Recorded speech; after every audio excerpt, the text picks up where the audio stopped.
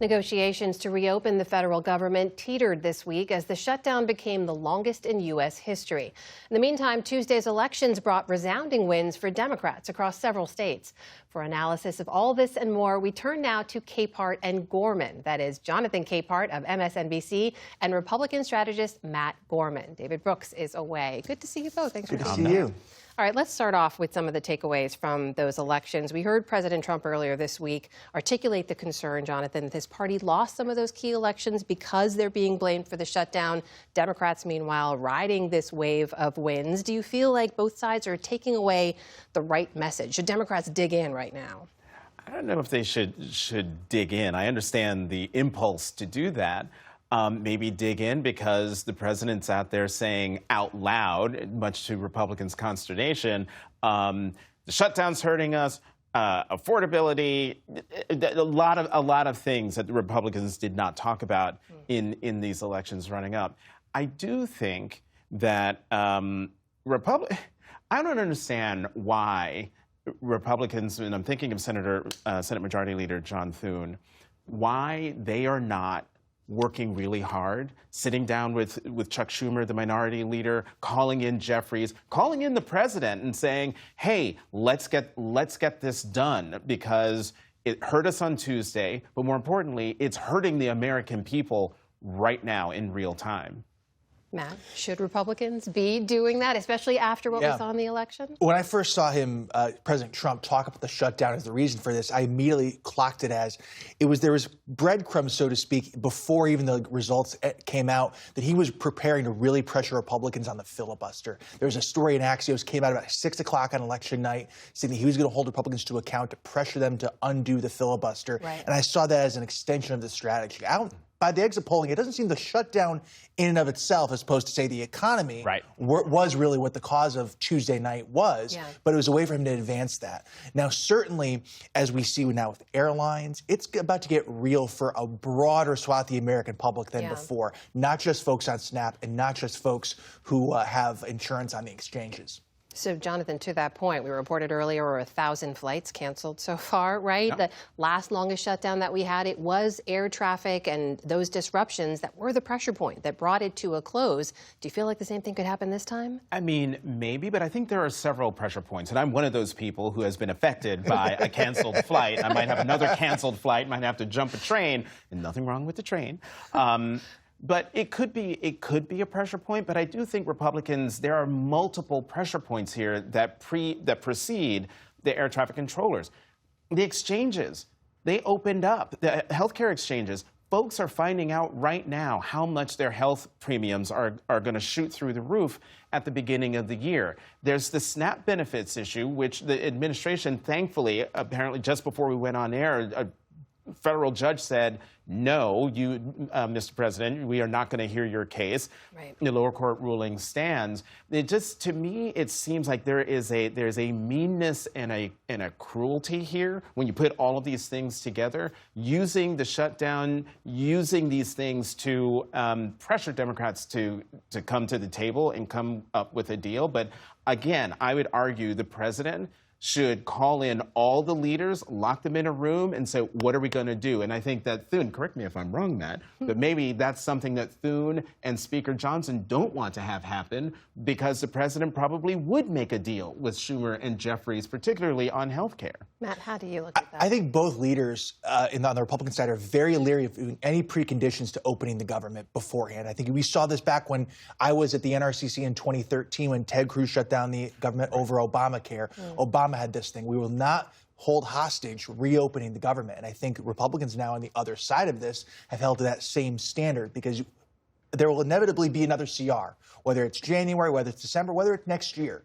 And setting down this path of now we can negotiate what we need to do to just simply keep the government open is a very, very tough path to hoe. So if Democrats are offering now a one-year extension on those health care subsidies they've been asking for, you would not advise Republican leaders to take that deal? It's a total non-starter because we're right back into this right before the midterm elections next year. And I think many Republicans see a lot of danger in having that sort of thing happen. And even Leader Jeffries said on the other end that was a non-starter as well. So in that case, I have to ask, where's the off-ramp? That's where this comes down to. There has to be some magical path. I don't know what it is yet, where Schumer and Democrats can go to their base and say, hey, look, we got a pound of flesh. But then the White House and Republicans say, hey, we didn't cave either. That is a mystical tightrope to walk. Indeed.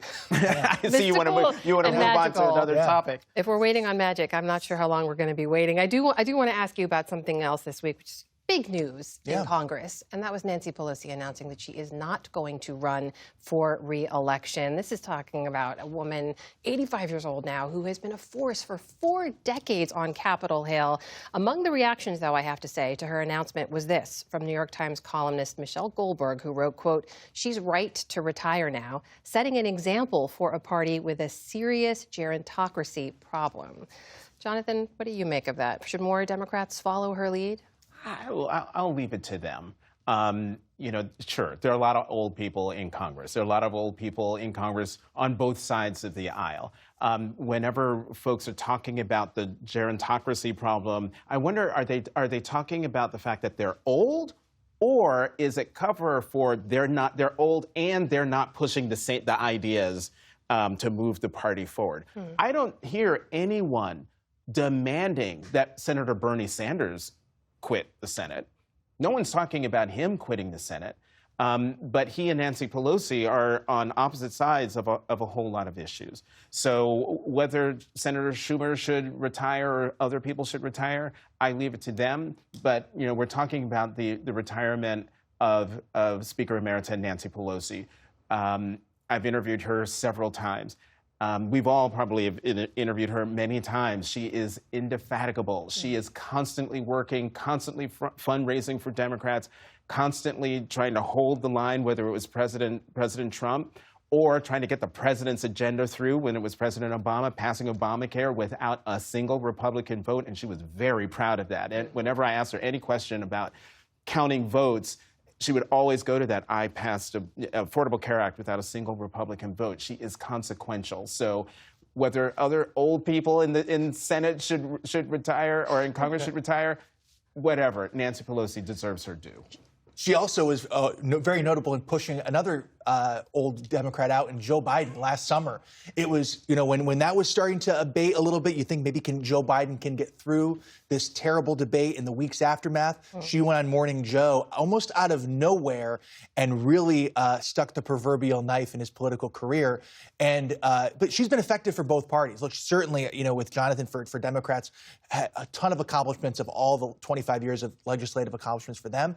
But candidly, for us as well, we have numerous times put her in political ads when we wanted to win back the House. And she was a very effective boogeyman for our party as well. But let's be honest, with both her and Mitch McConnell leaving the scene in 2026, 2027, those sorts of deal makers, especially, for example, when we had the fiscal cliff back in 2010 or that whole thing, those were the deal makers. Those are the people that could get in a room with a Joe Biden and hammer a deal out. There's no one there this time. Serious legislators. Yeah. I do feel compelled to point out also President Trump was the oldest president ever inaugurated. So is there an age problem on the Republican side as well? Again, but who's effective? You look in the debate stage on CNN, there's quite a difference between Trump and Biden. I do worry about the current president's mental acuity on a whole host of issues.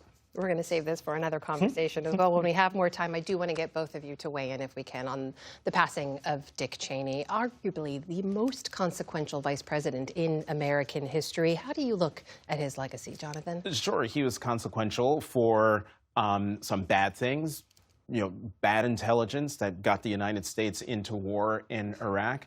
But I do think as part of his obituary has to be what he did in his final years, and that was to do something that far too many Republicans still in this town refuse to do, and that was to stand up to Donald Trump when he was offending the Constitution and the rights of the American people. And for that, I applaud him.